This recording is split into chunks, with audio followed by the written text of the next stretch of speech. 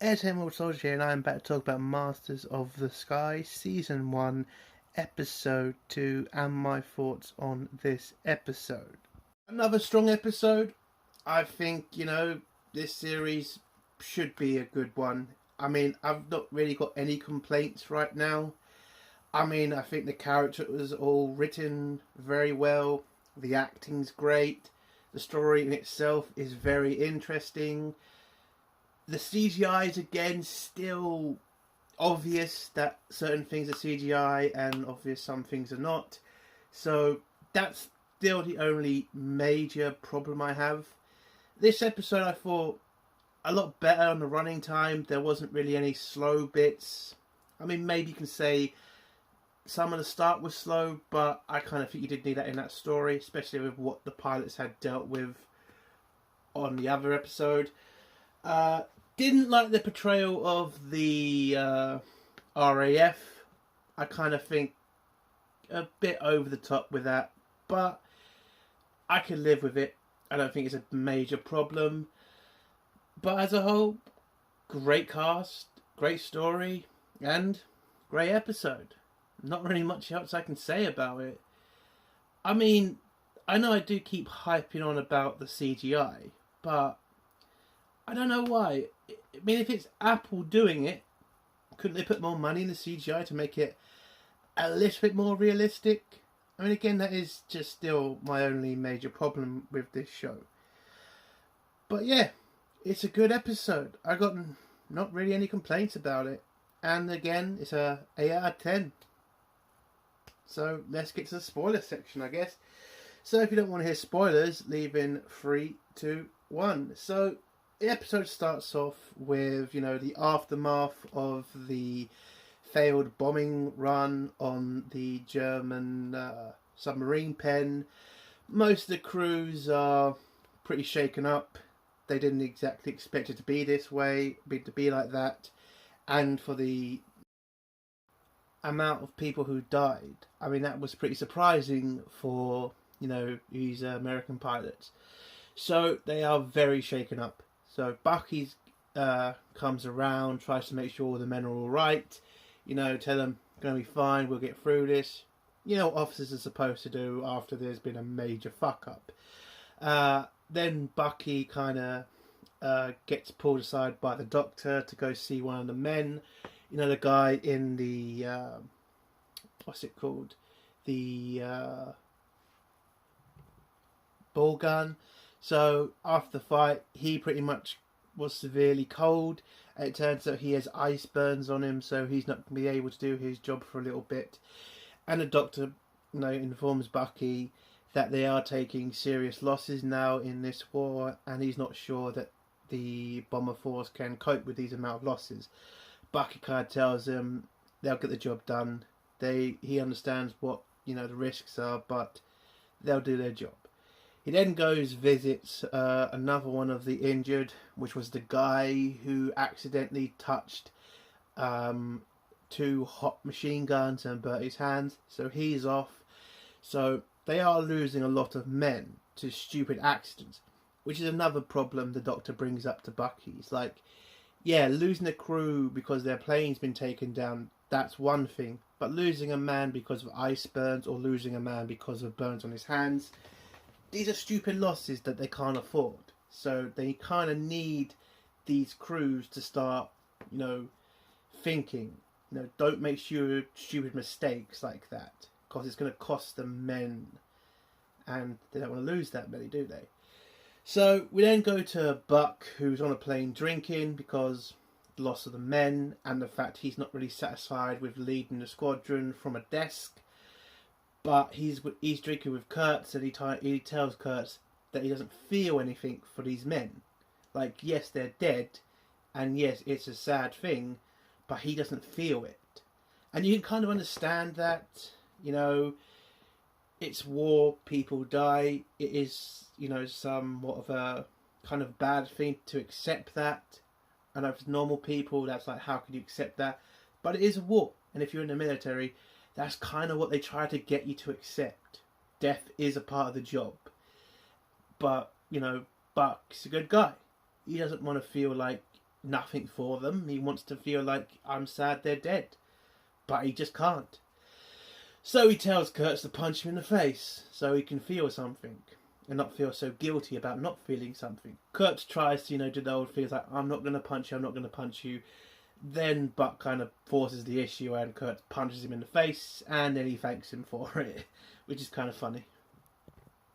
But then Kurtz tells him that he's going to need to kind of sober up soon because of the new colonel of the 100th Bomber Squadron, because the last colonel collapsed. And it turns out he's been sent home because he's got some problems. And Buck's not really, thinking about that right now. He's kind of thinking about the dead people he lost. But he kind of realises, shit, he's drunk. Well, not drunk, but he is going to be pretty fucked up when he meets the new colonel. So we head off to the colonel. He informs the colonel about the losses, and the colonel pretty much demotes him, because we find out after the meeting, because he heads off and meets Bucky when he's having his breakfast, and tells Bucky that he's been demoted to be one of the captains on one of the planes, and the other guy sitting next to Bucky, he's going to be promoted to his job. Which pisses off the other guy because, again, nobody wants to be the guy sitting behind the desk while all your friends are going off to fight. Nobody wants that job. But unfortunately, somebody has to do it. And it's not Buck, it's got to be somebody from the squadron. So the guy's not exactly happy about that, but he knows that's his job now. But Buck was able to get one thing from the new colonel, and that is to write the letters home to the loved ones of the lost men. So, because again, he still feels guilty about not feeling anything for the men. But Bucky kind of tells Buck, you should be in charge, you're a good leader, you shouldn't just put yourself in harm's way just because you want to fight. If you're a good commander, you should be a commander. And you can understand both of their sides. It's like, if Buck is a good leader, you want him in charge because you don't want somebody shit. But you understand Buck's side, he wants to fight the war, not sit down and do jack shit. Again, you can understand both sides of this argument, which is great, and great storytelling. So the next scene is everybody fixing up the field, and the mechanics fixing up the planes, where you kind of hearing the story guy kind of mentioning how important the crews are. Sorry, the mechanic crews are. Because, yes, the bomber crews are going to get most of the medals and most of the credit, but without the mechanic crews, those planes ain't going anywhere and they can't do their job. So I did like in this episode, they did remind people that, yes, the bombers are important, but without the air crews, they ain't got planes. So I like that.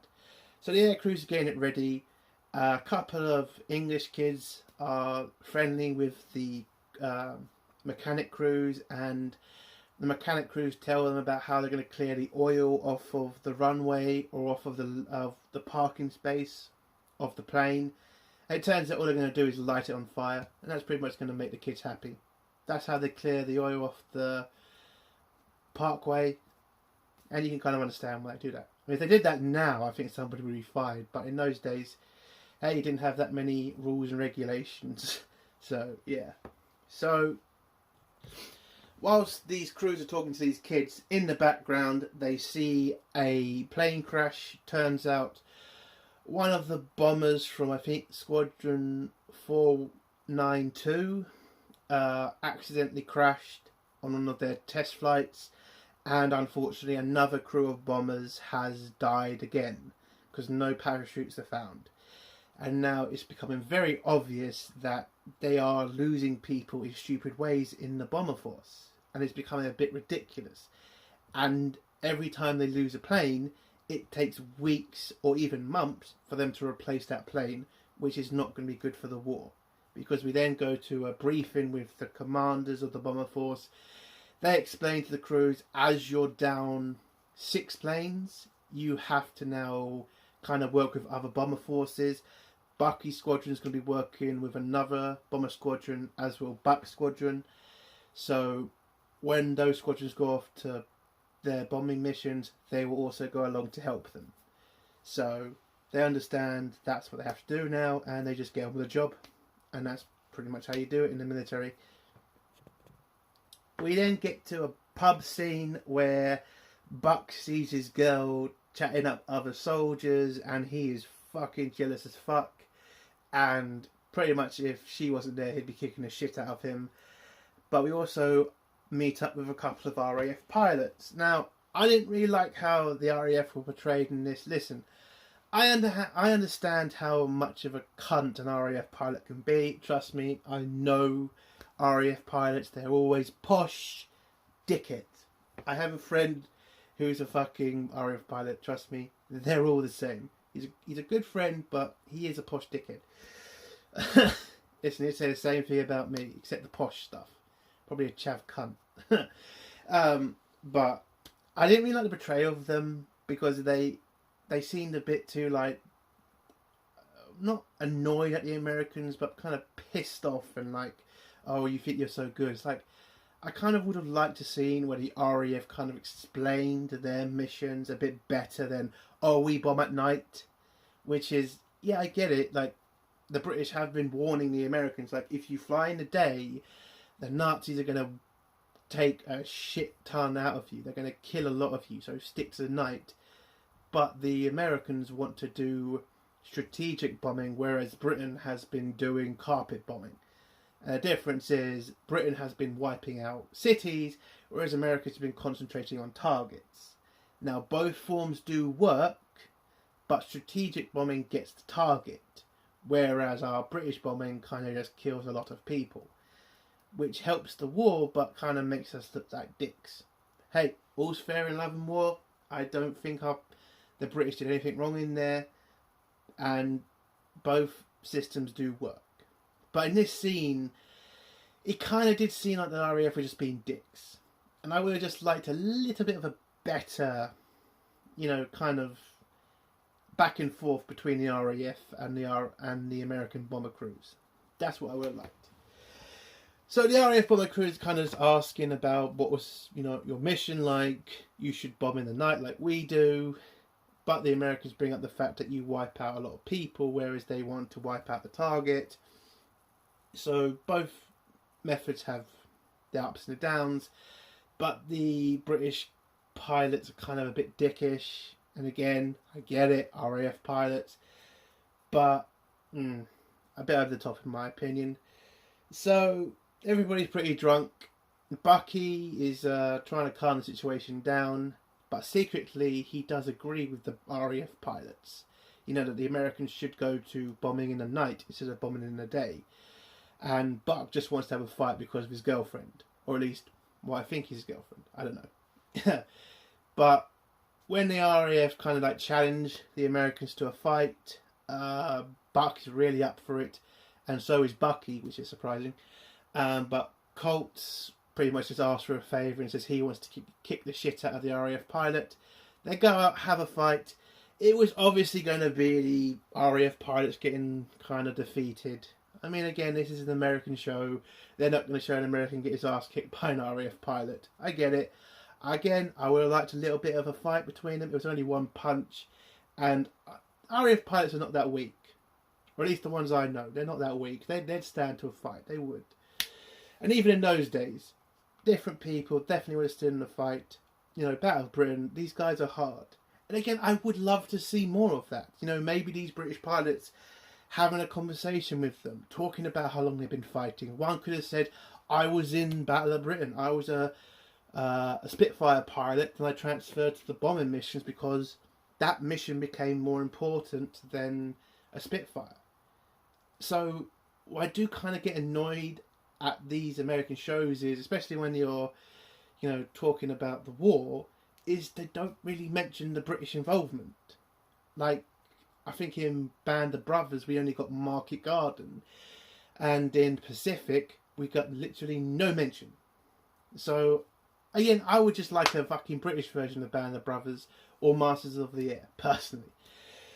But anyway, it's the next day. They all get informed that they're on a bombing mission to attack another German submarine pen, this time in Norway.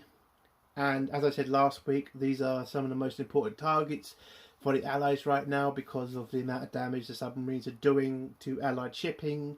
So this is an important mission now. So the crews get ready. Buck gets sent to his new crew. But it turns out his navigator, Bubbles, is too sick to fly. And they need somebody who's fully focused and fully healthy, because the navigator of the lead plane is going to be the one navigating the entire force. So they need somebody to be in that position who's fit and able. So who do you think they get to replace Bubbles? Yes, Cross. The guy who was puking his guts up all the way to England, so much that he accidentally led his crew to France. He is now going to be the navigator of the entire bomber force. And that made me laugh because we all knew what was going to happen as soon as he went on that mission. He was going to puke his fucking guts up. So they all get ready, head off in the bomber formation. They head to Norway. Cross obviously starts puking his guts up. But he's able to kind of sort himself out enough to lead the crew to the target. They get to the target, bomb it, get back, turn back, but unfortunately Kurtz's plane gets hit. The Irish guy, he gets hit and his plane starts to get serious malfunctions. He loses 2 engines and is barely able to keep up with the main force. So Bucky and Buck both decide to keep the force with Kurt to keep him protected, just in case the Germans zero him out as the weak link and take him down. And they do get attacked by 2 Luftwaffe planes, but they're able to destroy one and scare off the other. Kurt becomes majorly important in this scene because he's able to plot a course back to Britain that guarantees that Kurt's crew is able to survive and not crash in France or in the English Channel, because both places would be very dangerous for them to land. So he leads them 244 west so they can get to Scotland and turn round to go down to England, and he thinks it's enough of a trip to guarantee Kurt's safe landing in somewhere in Britain. So the force heads off. Oh, I should mention, Cross does fuck up in this episode because he pukes in his helmet, puts the helmet on, and fucks up his earphones so he can't communicate to the pilot. So he has to end up running up and down to talk to the pilot and give him the coordinates to fly back to Britain. So he kind of realises he does need to get a handle of his air sickness. So the crew get to Scotland. Kurtz's plane starts losing the other 2 engines, but they're able to land safely in Scotland. They do bash up a farmyard whilst they land, but Kurtz gets there safely. The crews get back to East Anglia, land back, and it's a successful mission. They bombed the target and destroyed the pen. So their second mission was better than their first. So back at base, Cross goes to see Bubbles to make sure he's alright, tells him about the mission and how he's kind of fucked up with the puke in the helmet, but it was a successful mission overall, and, you know, he's happy he was able to do it. Bubbles kind of brings up that you're probably going to get promoted to the lead, and kind of Cross is kind of still a bit nervous about that, but it does look like he's now kind of getting better, and he looks like he could probably handle being in charge of the squadron, or at least the navigation of the squadron, because Buck comes in, tells Cross that he did a great job and he was able to get Kurtz back safely, so he promoted him to his navigator now. So basically Kurtz is now in charge of the entire bomber force route, basically. So great for Kurtz. Hopefully he can handle it, and yeah, hopefully he won't puke up every fucking 10 seconds. So next scene, they're having a party celebrating the successful mission. Buck starts singing even though everybody tells him not to, and everybody's kind of just happy they came back from the mission, no losses. Kurt rings them up and tells them they got to Scotland safely and they should be back to East Anglia tomorrow and that they're all safe. So, second mission, no losses and a successful destruction of the target. So, it's a great day for them. They're all celebrating. They have a little bike race in the hall around some chairs where Bucky and Buck are kind of taking it really seriously, but they have to cut it short because the Germans are attacking Britain and bombing the crap out of our cities this time. And you kind of see Buck kind of admit, not kind of, you see Bucky admit to Buck that he agreed with the RAF that they should go to nighttime runs. But the reason he didn't agree with the RAF guys was because they were not saying it right or something. Buck kind of says to him, listen, we'll get through this. We got to do our job for our country and all that stuff. And yeah, that's how the episode ends, with them staring up in the sky and seeing Germans bomb the crap out of England. And we get a, next time on Masters of the Air, which looks like it's going to be an interesting episode. So I can't wait for it. It's a good show. It's an 8 out of 10. Still strong series so far. No stupid problems. So yeah, I can't wait for next week's episode. So, I'm hoping it gets a little bit more actiony for me. I know, it's a bomber, so, all they're going to be doing is dropping bombs. But I just need a bit more. Hopefully we get the Tuskegee Airmen soon, because that is a very interesting story and I want to see that. And it should be a lot of action in that. So yeah, that's the end of my review. If you like this review, give it a like. If you dislike this video, give it a dislike. If you like my content, do think of subscribing. And if you have a comment, leave it below and I'll try to get back to it. Entertainment Soldier, bye.